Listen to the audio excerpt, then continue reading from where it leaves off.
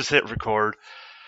All right, so you wanted to have a bit of a discussion over the shenanigans that EA has been up to. Okay, maybe not a discussion because there's no discussion that needs to be had about EA specifically. I mean, the whole this is more of a two-part thing. The first part, of course, is going to be EA and Star Wars Battlefront 2. The discussion that is sweeping the nation. Get yours while it's hot. That one's basically a circle jerk. We know where we stand. We know where everyone else stands.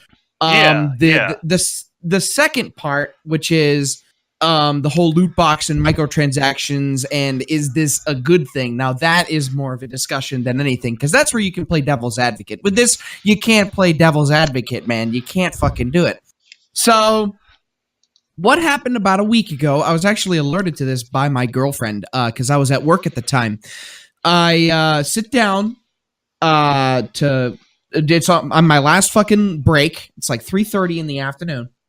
And my phone is blowing up because EA decided to do the thing. They decided to make microtransactions basically required in Star Wars Battlefront 2 if you want to do anything. Well, the big thing is to play as the heroes, like Darth Vader or Luke Skywalker or I don't know. Is Yoda? I don't know if Yoda. I think it's just like the two big ones are Darth Vader and Luke Skywalker, and it's like, yeah, you have to. What it was is that they were, and see, this is something that like people like Jim Sterling and Sid Alpha and all these people were saying. It was like, it's gonna come to this. This is coming, and. You know, we all were kind of like, yeah, we know, but we're not sure yet. It was sort of like people were like waffling on the idea of whether or not this could happen. And it's like, yeah, they fucking dragged and pasted like mobile game economics into fucking console and PC games. And yeah, and that's exactly what it is. And just to it's like, you know, somebody did the calculation, because, you know, that's something you can do, especially with like loot boxes and stuff, because there's always you know, with any loot box, there's like a certain, you can do the math, you know, and people figure this out to figure out the percentage chance of getting certain items in a loot box. Is like, people do it with like Hearthstone and card games all the time. And you can know exactly how much you need to spend to get everything in the game, and you know, and people say, and you know, people figure this out. And it's like, you know, on top of the $60, that's a sticking point right there. The $60 you pay for the game, there's an additional $2,100 that you would have to pay into to get all of the content in Battlefront 2. Or you could grind for like over 4,000 hours of gameplay. You know, because they can't just, you know, because then it would be gambling. You know, it's like if they didn't have that, oh well, you could just grind to get the stuff you want. You know, it's like if they eliminated that altogether, then it would be gambling, and they would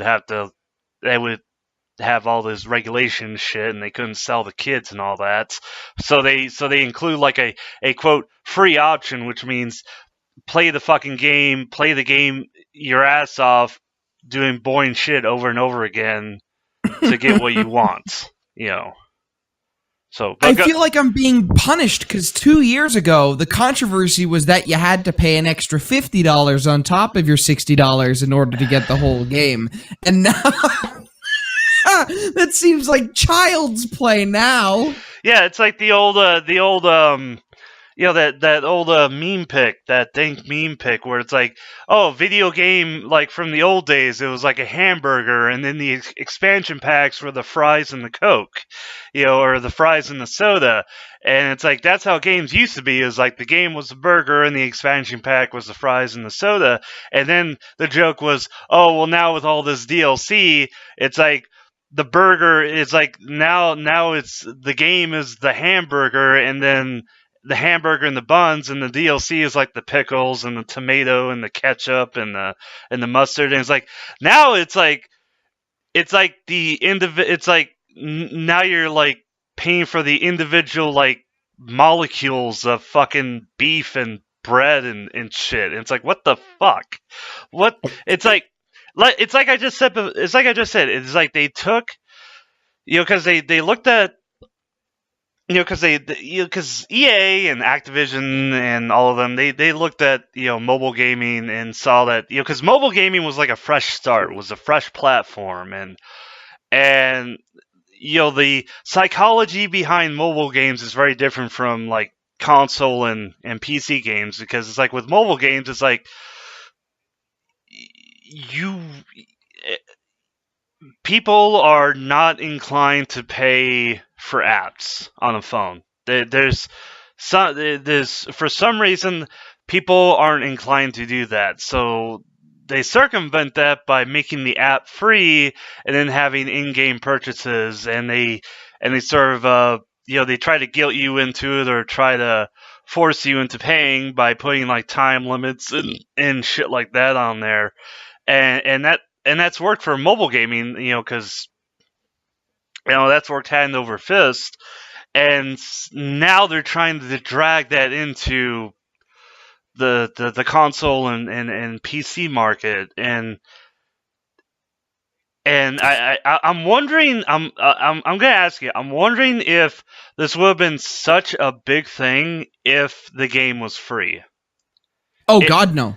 Yeah. Like the mass population of people that enjoy this media is perfectly okay with microtransactions, because the only people that get fucked by it are the 1% of people that are addicted to it. Because let's face it, loot boxes and microtransactions and all that stuff, it is addicting. It is really, really addicting. And as a matter of fact, I can even give you an example of myself, because there's a fucking app that I tried because I was bored one day. Because a lot of people, they get sucked into this because they're bored. And so what's the first thing that most people do when they're bored? They go on their phone, they go on the iPhone App Store or Google Play Store, and they look for a free game that'll suck 20 minutes of their time away. That was me one day. And so I am a guy, I like to gamble. I'm a gambler. Blackjack, craps, poker, fucking betting on boxing or MMA. I'm that guy, and that's why I don't bring my credit card to the casino. And that's also why I haven't been to a casino in like 5 years, because I know myself. But the last time I went to a casino was Las Pegasus Unicon. Hey, good times. But I found an app called Huge Casino, which was nothing but slot machines. Really well designed slot machines. I dumped about $100 into that game over the course of about 2 weeks a couple of years ago. And that's the thing. People look at this and they say, it'll never happen to me. There's a chance it never will, but take it from me. It needs to be the right game. It needs to be the right game. They are so good at what they do, and people are angry for it now because the difference between free and $1 is massive. Like $1 is nothing to most Americans, even if you're unemployed. $1 is fucking nothing, okay? But the difference between $0 and $1 is so huge, especially when you're talking about things that are intangible, like video games. Because most video games now, they're not tangible. It's not like a disc that you can grab from the shelf. It's a code that you enter into a program that allows you to play a piece of media. It's not like tangible anymore. Even now with like the whole ESRB shit, with indie games now, they're even more intangible because there's no possible way you can get any game in a box now with that new ESRB shit. But that's for another discussion. Yeah, well, and it's like and that's the thing that I'm kind of focused on right now is because it's like, and the oatmeal did a whole comic about it where it's like, oh, we're all willing to pay fucking $800 for an iPhone and $200 for a cell phone plan with unlimited data. We're willing to drop that per month, and but like Monument Valley for fucking $3. Oh, that's too far. You know, a $3 app is somehow too far, and it's like that's a weird psychology because it's like that's even with me. It's like it's like nowadays when I go into the app store, it's like I avoid the free shit because I know that's because what you said it can happen with me, and there's a very few select games I'm willing to do that with. It's like there's really only two games, and the first one's Hearthstone. I still play that very casually once in a while, and the other one is a Fate Grand Order, and I really only like that game because of the fucking cute big titty anime girls. Because I'm a fucking degenerate. But yeah, I go for the I go for the paid games, and luckily with I don't know if it's like that in the Google Play Store, but in the iOS App Store, it's it'll tell you if there's in-app purchases. And I try to go for the paid apps or the paid games that don't have the in-app purchases, and you find some really good gems in there. But the thing is like they don't like in the rankings on the store, they're like at the fucking bottom compared to the free apps. Oh yeah, And it's really unfortunate because it's like I said, it's like Monument Valley. Go watch a YouTube video on Monument Valley, and it's a fucking gorgeous fucking puzzle game. I'd say like when it came out like in 2014, I think, and I think it was like Game of the Year for 2014 for like iOS, and it's a fucking gorgeous fucking game, but nobody fucking talks about it because it costs $3, and $3 is apparently too much on mobile. Everybody thinks that they're the guy that can avoid the microtransactions when in reality 10% of you inevitably are going to fall into the trap and 1% of you are going to really fall into the trap. I remember there was Activision did a study on this, and they actually published their findings because they have to by law, by the scientific community, and they found that for loot crates and for microtransactions to be profitable, only 10% or less of the people have to buy into it at all. Like only 10% of people actually have to spend money on it. Not even spend lots of money, just some. Yeah, like $1. Like $1, $2, $5, doesn't matter. And that's because of that 100% that plays the game, 10% will spend the money, but 1% are going to be like, yeah, I would like to make a down payment on this house.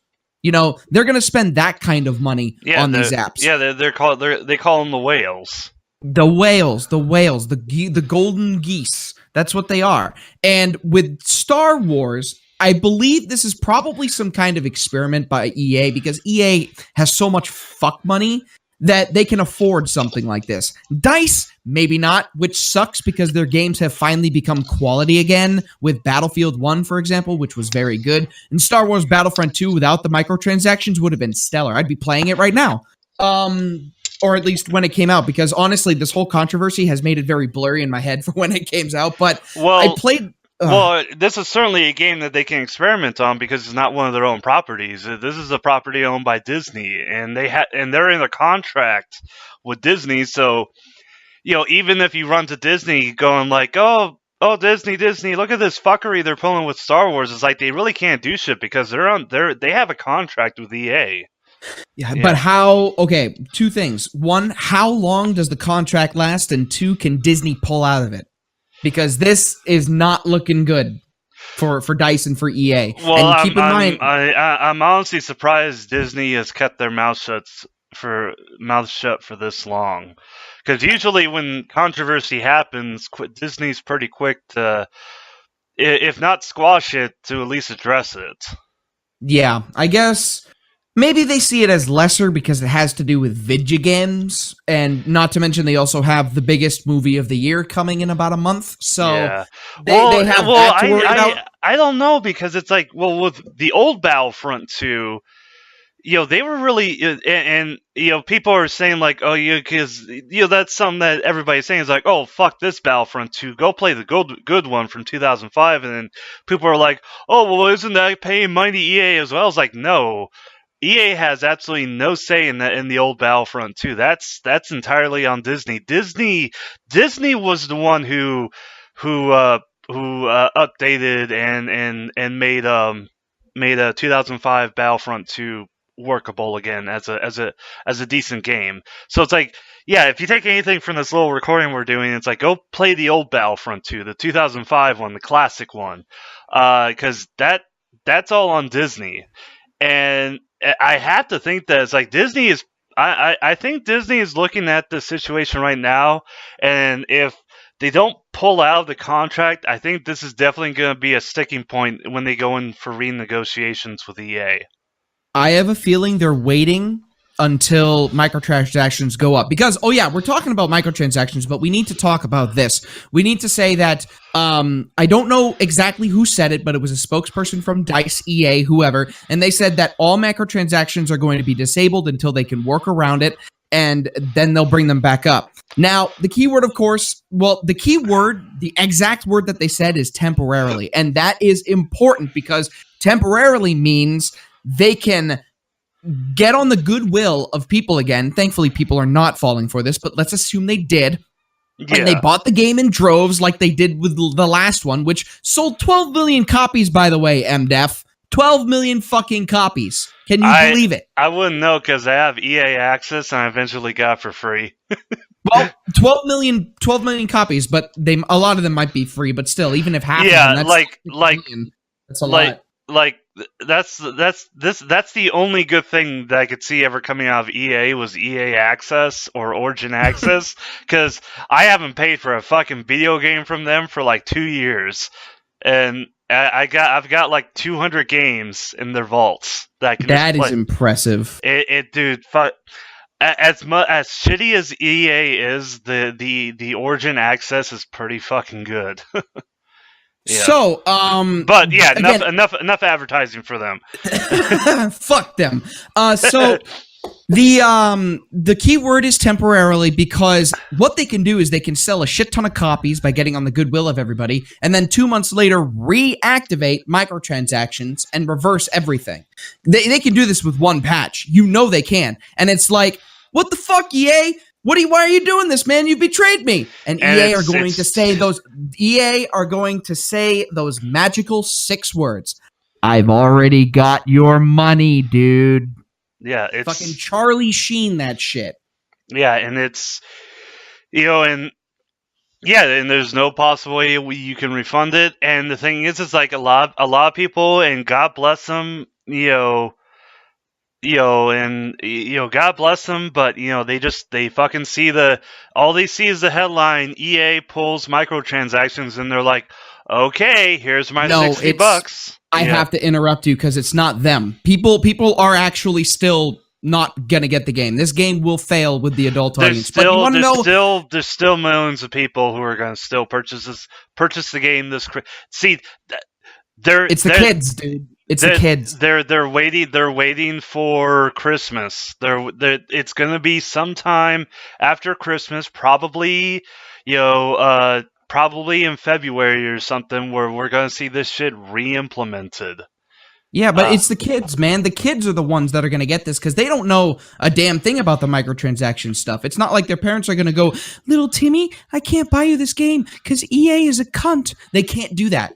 Parents aren't going to do that to their kids. If their kids want Star Wars Battlefront 2 for their birthday. Well, you know what? It's better than the fucking other bloody ass games that are coming out because Battlefront 2 it's like we gotta remember, as much as we love Wolfenstein 2, that's not a fucking kids game. Exactly. Which I just beat Wolfenstein 2, dude. Oh my god, it's so fucking good. I'm gonna hope to get it later on. I've got a lot on my agenda. I've got to get Neo because that just came out on Steam a couple weeks ago. Well, I've got a few things on my plate. Well, it's like I sort of just I picked it up and I bought off of Humble Bundle because I'm subscribed to their monthly thing, which means I get a discount in their store. So I got it on a discount, and I just started playing it. I just couldn't fucking stop, dude. Dude. Oh my god, dude. And there's actually I want to do it because I after I played it, I went and watched because Super Bunny Hop put out a video, sort of like a review of Wolfenstein 2, and he didn't poo poo it, he didn't like shit on it, but he was kind of like not impressed with it as much as he was with Wolfenstein 1, and it's like I want to do a commentary on his video because I think he kind of missed the points of Wolfenstein 2.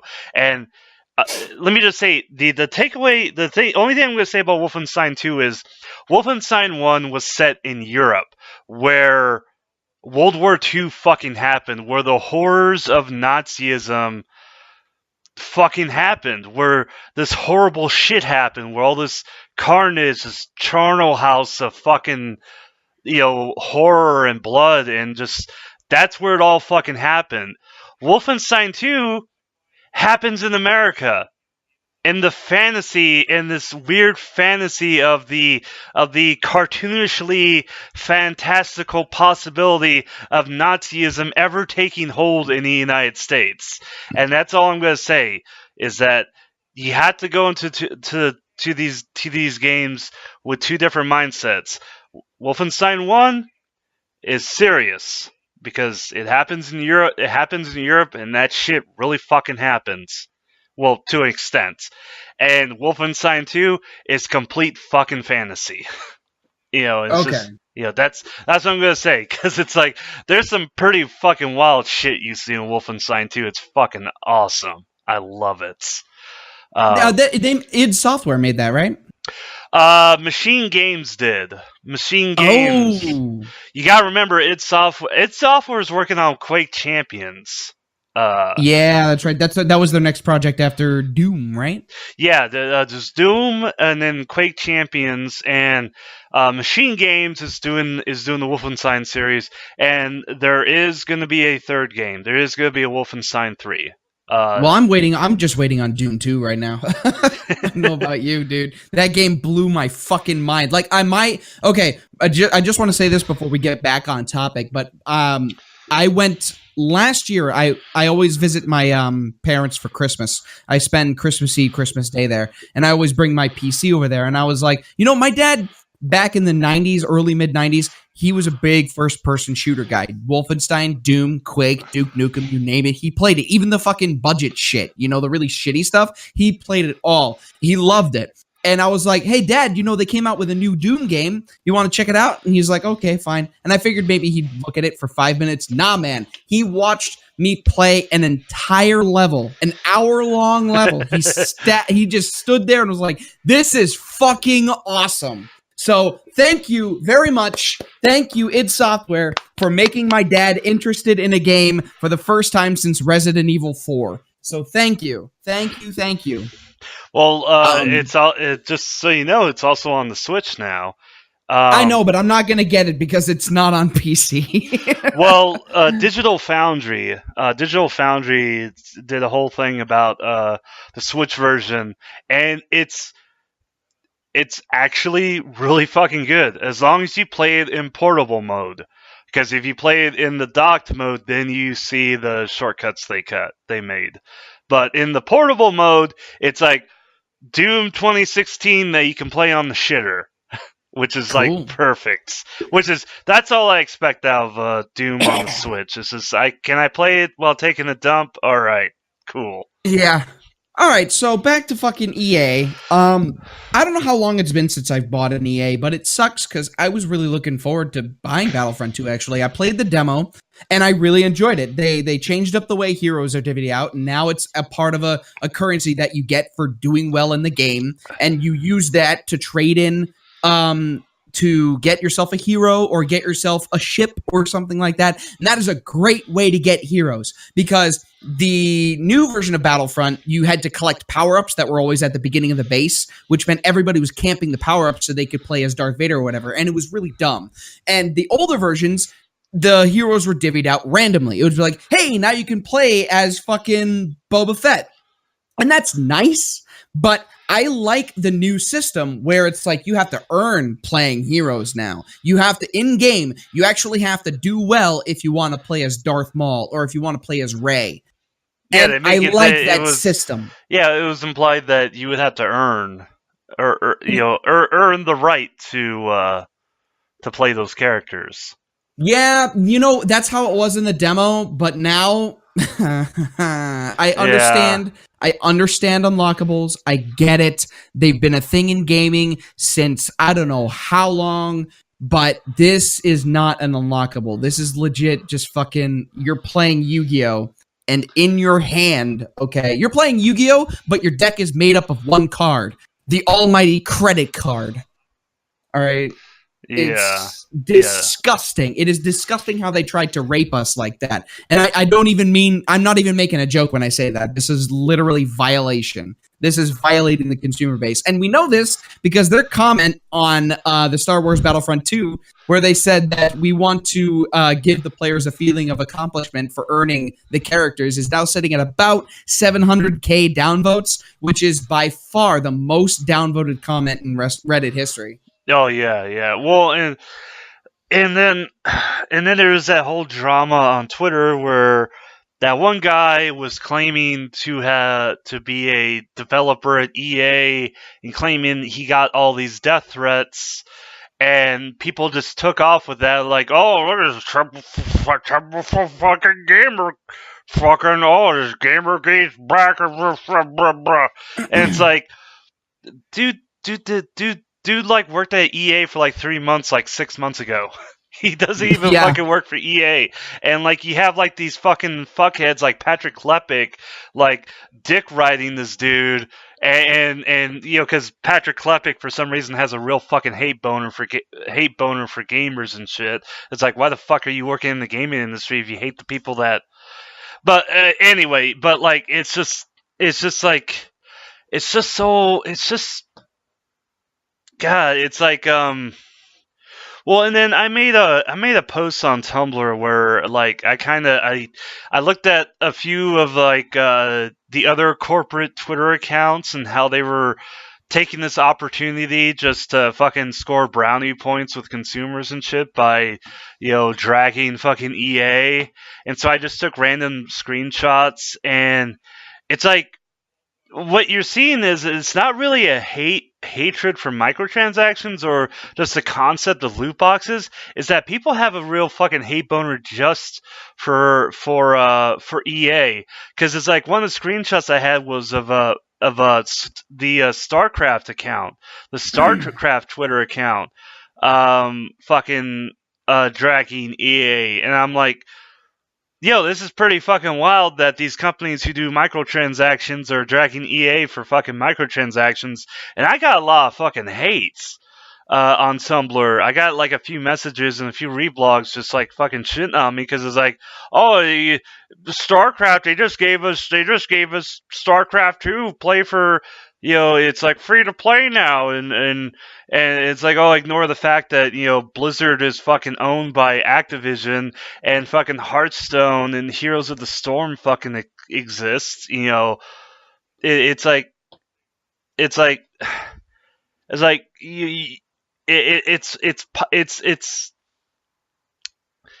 I feel like people are losing the script or losing the plot, because it's not that we fucking despise EA and Activision. It's that we despise loot boxes, the concept of loot boxes.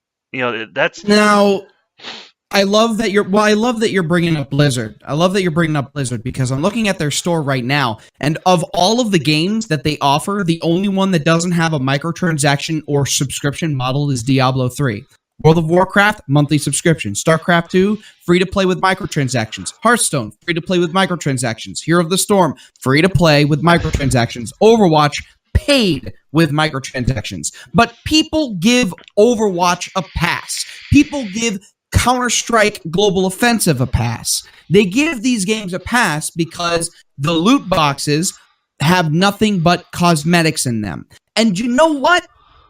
They have a point. They do have a point. Hold on. I'm not finished. Hold on. They do have a point because when they say this, they're not wrong.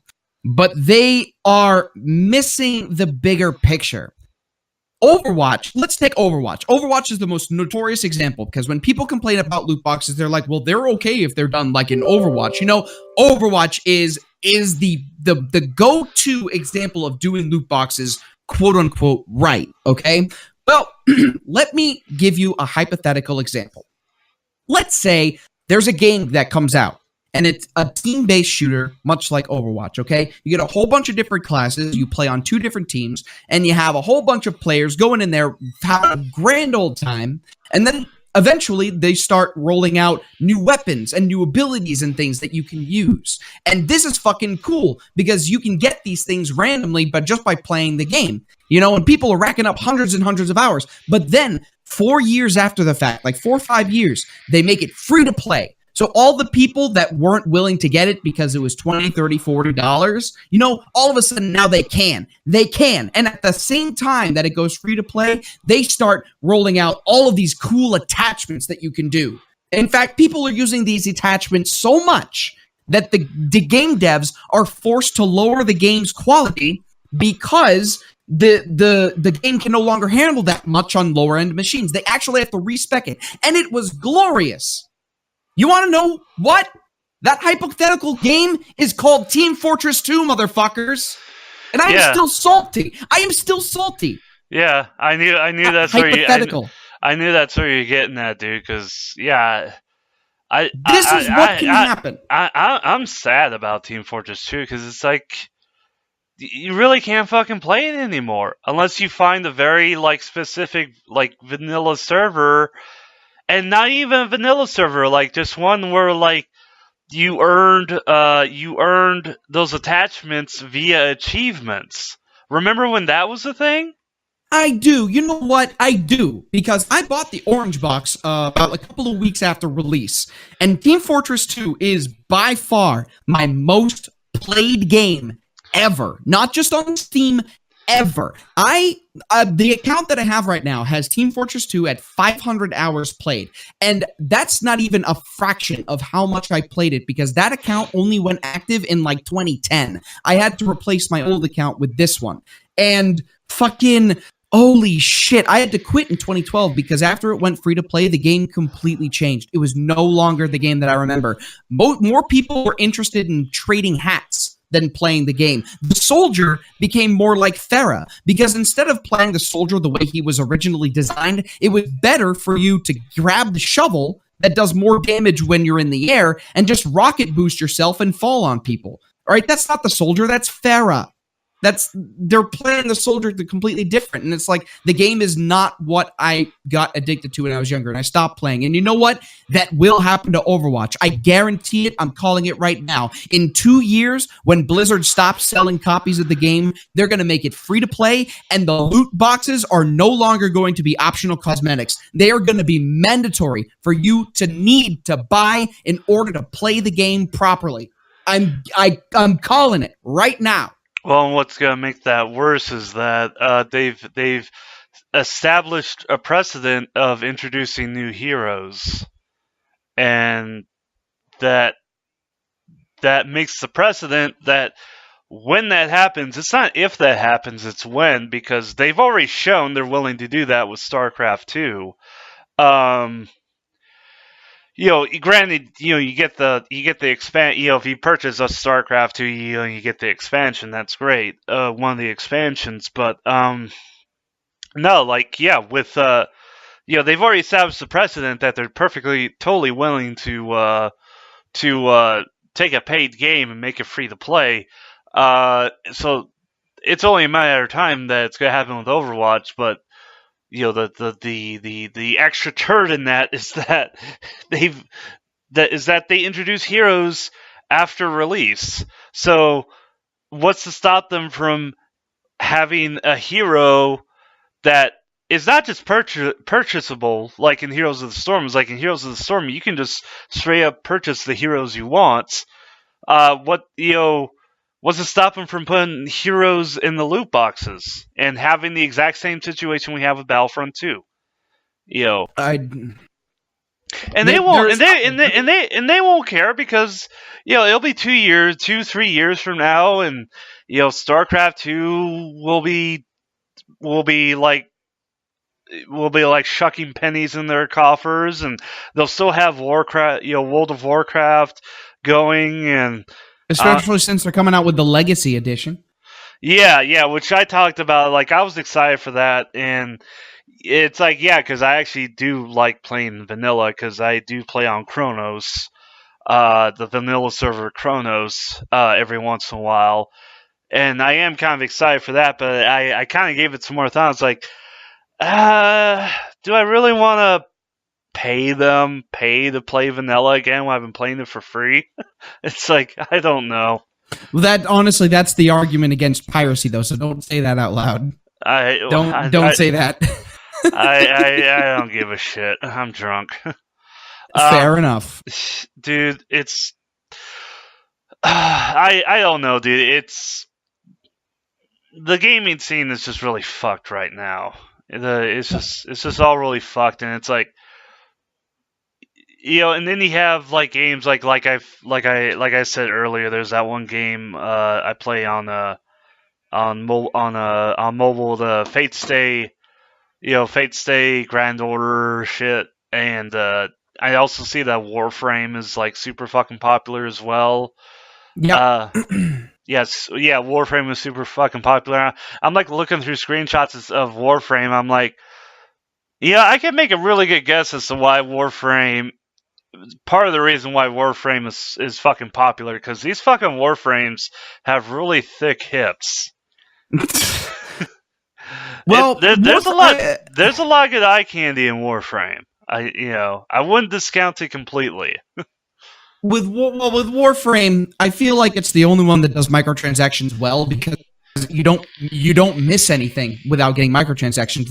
The game just becomes a little bit more grindy, but the game itself is grindy by nature, even with the microtransactions. So it's like, if you want to, you can grind out. The only thing that's really obnoxious is getting the specific Warframes. Everything else is easy enough to just complete levels, get the components for everything, get new weapons, all that stuff. The only thing that's an absolute bitch that basically makes you pay for it is the actual Warframes. And that's fine, actually, because it's one of those things where Warframe is such quality. I don't mind spending $10 to get a new toy to play with. I don't mind that at all, because I've already spent 200 hours playing Warframe. What's $10? That's worth it. So I feel like Warframe is the gold standard that all other games should be holding themselves up to if they are going to do the freemium model. Yeah. And I can say, from personal, because another guilty pleasure of mine is War Thunder, and War Thunder is not a good game to model your microtransactions on, especially when you're trying to research for like new tanks and shit, because holy shit, those fucking Russians know how to fucking rake you for fucking cash, dude. Yeah. Since it's 2017, I guess it's okay to fucking bash on Russia again. It's like, those fucking Ruskies, holy shit. Not to mention the fucking bias in the game. I know that a lot of people who listen to this, I know you don't. You don't. And War Thunder is a game developed in. Actually, I think it's developed in. Hang on, where's it's? I'm actually thinking it's from Belarus. Let me check. No. Okay, no, never mind. It's actually in Moscow. Yeah, it's Gaijin Entertainment's from Moscow. Okay. Yeah, so it's fully Russian. But yeah, it like in War Thunder, and this is a joke that even fucking Gaijin Entertainment sort of like entertains and like sort of plays into is that there's a fucking bias for Russian tanks. Like Russian tanks and Russian aircraft have an advantage in that game, and it's both funny but really fucking shady as well. Yeah. Because it's like, yeah, it's like fucking. If like here's a pro tip: you want to fucking win easily in War Thunder, just go fucking buy the KV-1. Go to the Soviet Union tab, click on the KV-1, and just fucking buy it. You'll win everything. You'll win every fucking time. That actually reminds me of a patent that Activision recently secured. That because there's no. The biggest problem with this is that there's no regulation against this. There's no national or international regulation against loot boxes or anything like or microtransactions or anything like this. And I think that's because the U.S. government hasn't really been alerted to it, or any other government, because once a precedent is set, there will be a chain reaction where shit like this is going to get stomped on. But Activision has a patent that allows people that have not been paying for microtransactions to get matched up with people that have those superior weapons and the superior abilities, the superior armor. And if they want to get ahead, they need to pay $10, $15, $20 for the better shit. And then when they have that shit, they get paired against the people who haven't gotten the shit, so that way they feel superior for another hour or two while they play. Isn't that disgusting? Yeah, but it's disgusting, but it's not surprising. I'm not surprised that it's come to this. The one thing I keep thinking about is because I read this one book. It's this one book a while ago. It's called The History of Video Games. It came out a long ass time ago. It came out like 2001 or something. This The History of Video Games, and but it goes like all the way back to like fucking that early form of pinball. What was it, like Babbage or something? Like that's where it starts. And a good portion of the book just like covers like pinball games and shit. And like one of the key moments, like they say in like video game history, was like in the 70s.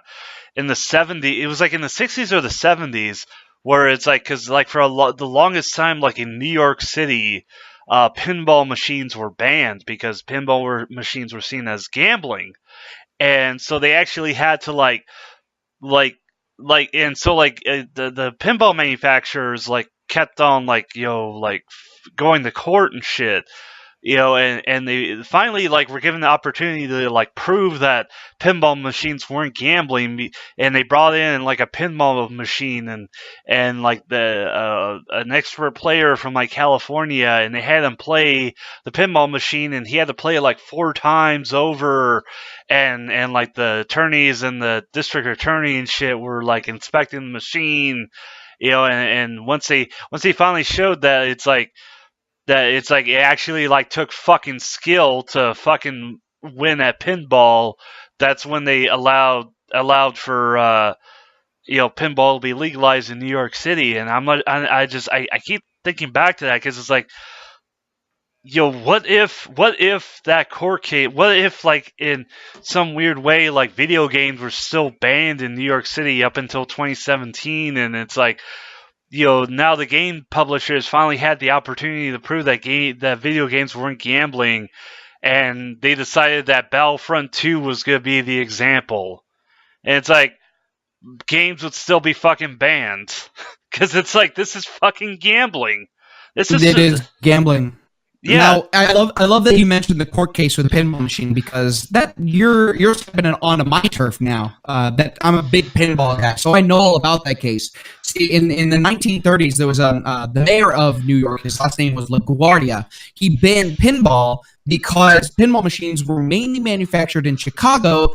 And who ran the roost in Chicago? None other than Al fucking Capone. So pinball machines were seen as like machines supporting the mob. You put in your quarter, and you're giving money to Al Capone. So the guy that went into the courtroom, his name was Roger Sharp, and he worked as an advertiser for pinball machines. And they tried to get advertised in New York when the legal authorities in New York said, no, you can't do that. And so that's when they brought them to court. So Roger Tharp is playing pinball with the fucking city's lawyers standing behind him, and he's explaining everything. And Roger Tharp goes, he has his ball trapped now, and he goes, well, okay, so now if I land this shot right here, all of the targets will come back up, and the board will reset. He hits that shot, board resets, he gets the jackpot, and the lawyers are like, nope, I've seen enough, we're done here.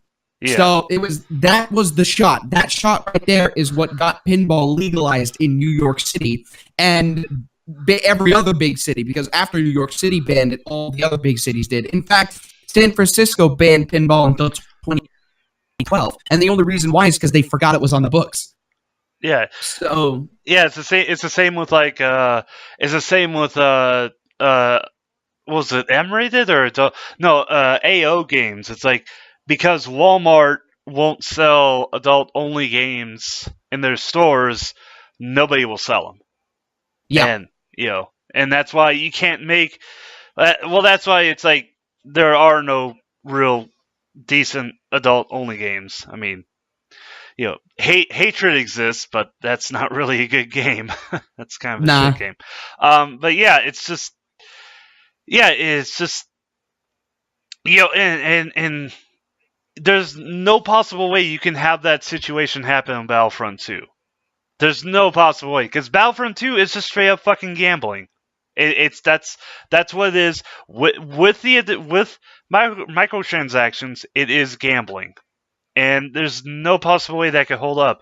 And that sets a precedent if because in like recent years, it's the focus has been less on these moral busybodies on the right hating games, and now it's the ire that video games has fallen under is more gone over to the left, and the whole social justice thing and all that shit. But it's like, if those people on the right are still there, those people on the right who hate video games are still fucking there. Jack Thompson's, the Jack Thompson people are still there. It's like if they wanted to at any moment, they could just be like, hey, yeah, video games, spawn the devil and shit. Guess what? Look at Battlefront 2. It's fucking gambling. They're letting kids gamble. Holy shit. And you can have a whole fucking moral outrage all over again thanks to that. Yeah.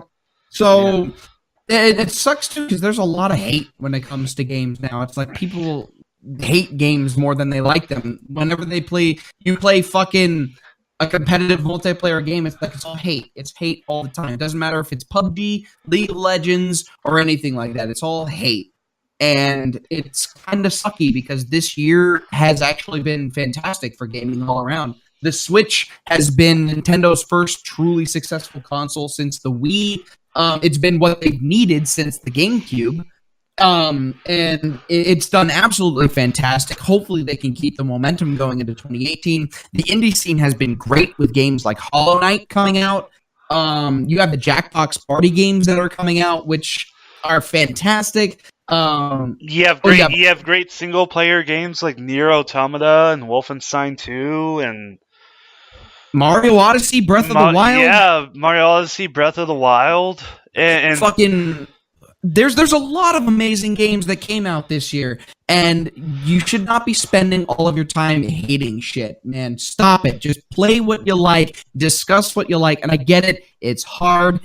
It really is. What you hate tends to draw your attention more than what you love sometimes. But when it comes to Battlefront 2, it's like, this isn't even a game. This isn't a game that you should love. It's not a game that you should hate. It's a game that you should avoid. Don't get it. Don't buy into it. Don't give them your money. Don't give them ideas. If Overwatch goes free to play, stop playing it. Don't play it. If I'm right, I'm not going to brag about it. I'm just going to say, stop. All right, stop. I'm going to be like Michael Jordan. Stop it. Get help.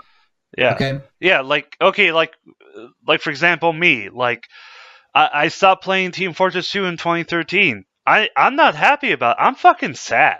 That I it's like every once in a while I'll see like a source filmmaker video or like a comic on fucking on Tumblr or Twitter or something referencing Team Fortress 2. I'm like, God, I miss that game. That was such a good game. And then I remember what happened and why I stopped playing it, and I'm just sad again.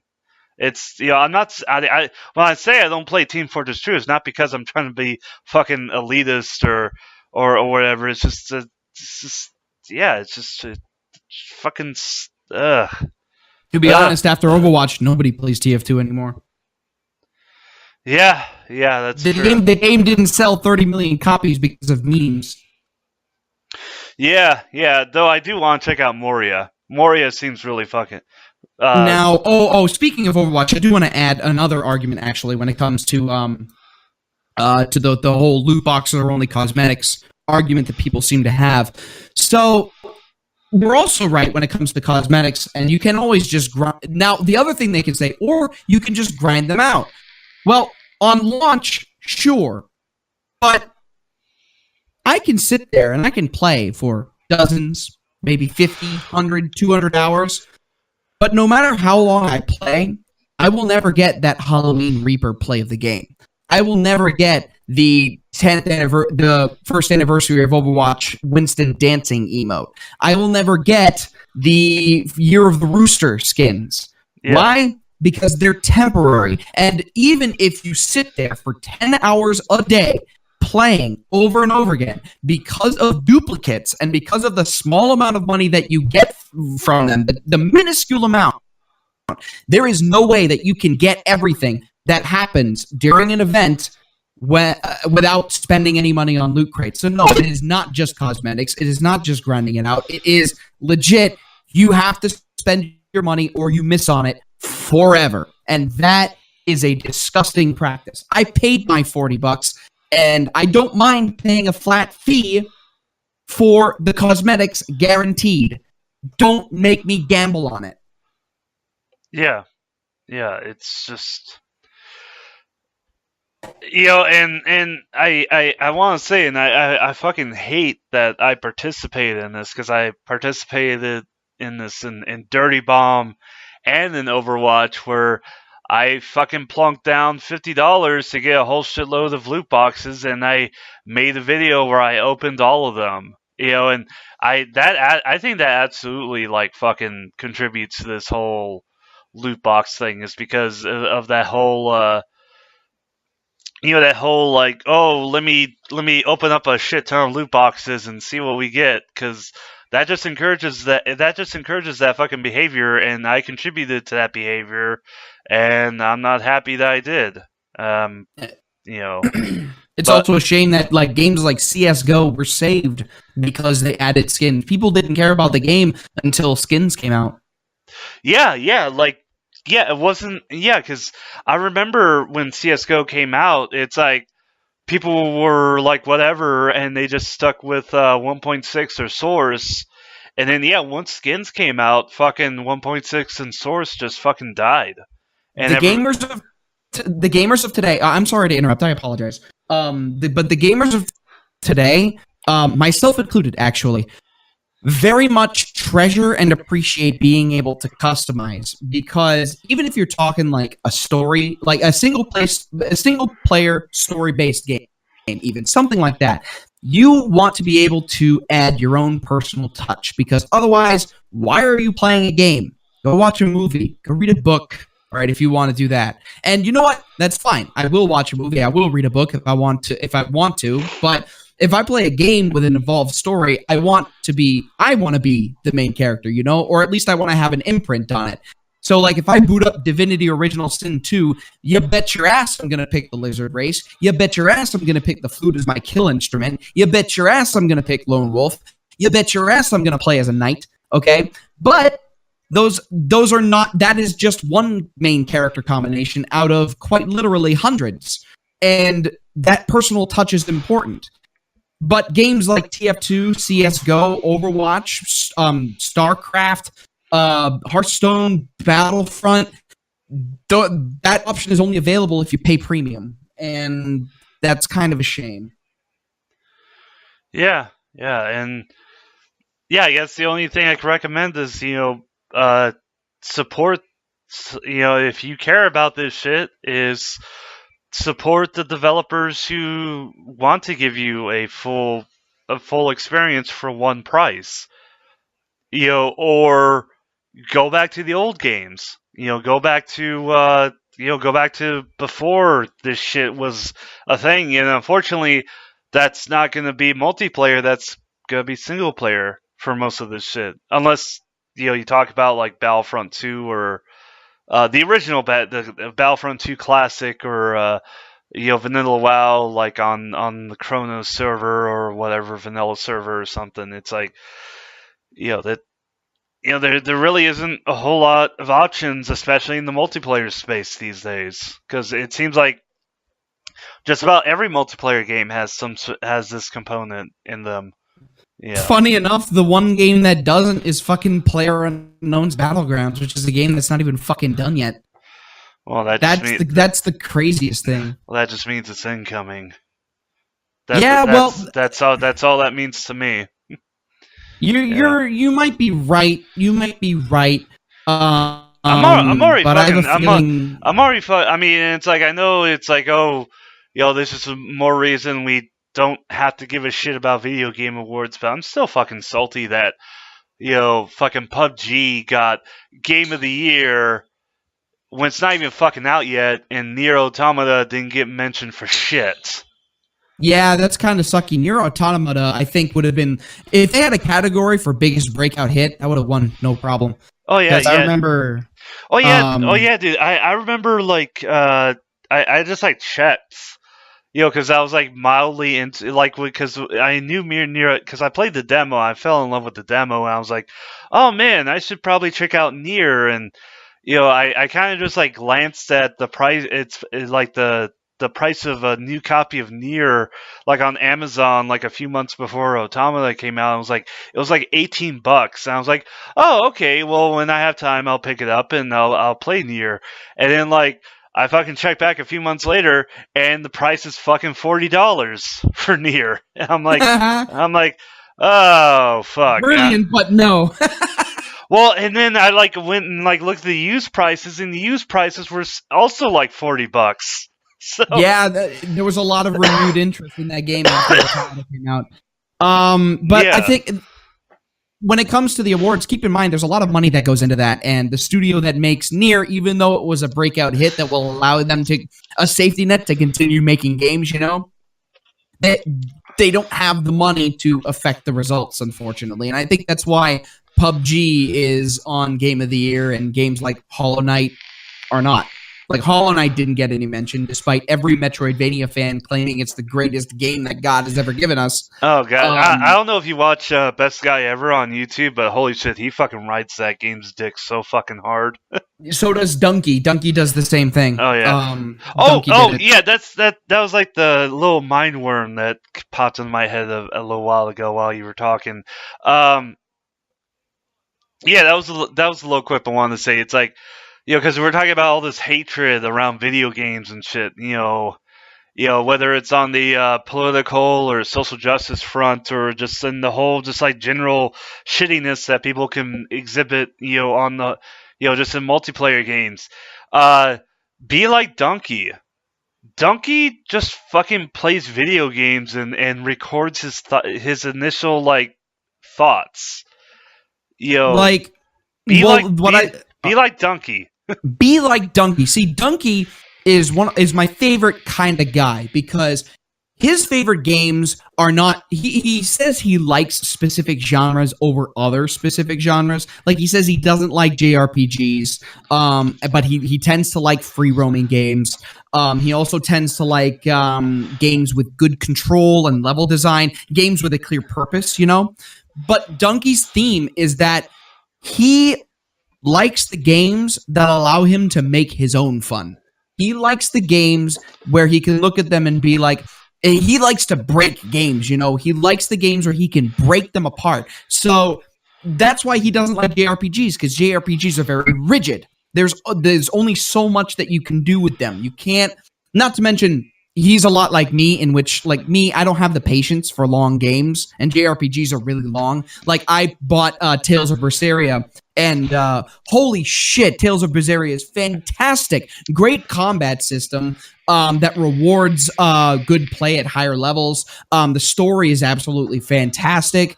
And I got 25 hours into it and just got bored of it. And I was like, done. And it's a game that I recommend. It's one of the best games of this year. It's fucking amazing. But I never finished it because I just don't have the patience for it. And like, for example, Persona 5, I would love to play it, but I know myself. I'm going to get 20 hours in. I'm going to get bored and I'm just going to stop. I don't have the patience for long games anymore. So that's why if a game... Like for me, if somebody says that a game is only 8 hours long, for me, that's not a criticism. That's a selling point. Oh, dude, you're gonna fucking love this. I think in bullshit's slowly coming over to our side, cause like, okay, so like part of the reason, when you mentioned wanting to do this and why I warmed up so quickly to it was because and bullshit has a real, like, this is also partially explaining why this is like a new series now. I don't know the name of this series yet. We'll figure out a name for the series. It'll be like FAPcast something. But yeah, part of the reason for this new series is because and bullshit has a job now, like a full-time job. Like, he has like a salary and he's like fucking, he's like a professional, like salary man now. And That's awesome. Which means he doesn't have a lot of fucking time to do a whole lot of shit we used to do, which is why like fucking podcast episodes are like barely fucking happening, because it's like I'm working and he's working and our work doesn't sync up, so we can't do shit like we used to do together as often. So that's why there's been like a huge fucking drought in episodes. So that's why I like started this shit up, because it's like I know Calkos, you're around, Hammy's around, and there's a bunch of other people around. It's like we could shoot the shit about video games or anime or what the fuck ever, So it's like, hey, this is something we could do. But just to get back to your thing there about the playtime, it's like because. And bullshit got into the workforce, and then like Persona 5 came out, and it like took him like 5 months to complete it. Yeah, I remember seeing that. I remember seeing him say, "Oh, I'm finally done with it," in like September. Like, it was crazy. I was expecting him to be like 1 month. No, it took him 5. That's amazing. But I think it goes to show just how much he likes these games. Yeah, but with me, what I want to say is I think that his attitude is probably going to change more to us, where it's like he's going to start appreciating the games that pack a lot of shit into a lower number of hours. Like, yeah. I like the games that have that are good in like 30 hours. They're nice, but I like because I like playing Civ. I like playing City Skylines, and I still play these games. Like, I spent 8 hours today playing City Skylines, but you know what I really would have liked? I would have liked to pay $40 for an 8-hour game where it's like or not even 8, like 8 to 10 to 12 hours. It's like I wake up at like 8 in the morning on a Saturday or something. I drink my coffee. I check my social media. I brew myself a second cup of coffee, boot up the game, and I don't stop until like 8 or 9 p.m. that night. Oh, those are the best. That's the best shit. And games like that don't come out much anymore. And some of my favorite games are just that long, like Guacamelee. You want a fucking 5 to 6 hour fucking mind fuck? Oh yeah, Guacamelee. Oh yeah, like I will say to this day, like my best video game days were when I was like fucking, like 17, 18 years old. I didn't have any fucking money, but I had a PlayStation and I had fucking Final Fantasy 9. And that's a fucking summer right there. That's like, anytime it's like I didn't have fucking money, but I had fucking video games. And now it's like I have money, but I don't have time for video games. Yeah, especially since your job doesn't allow you to take much time off, really.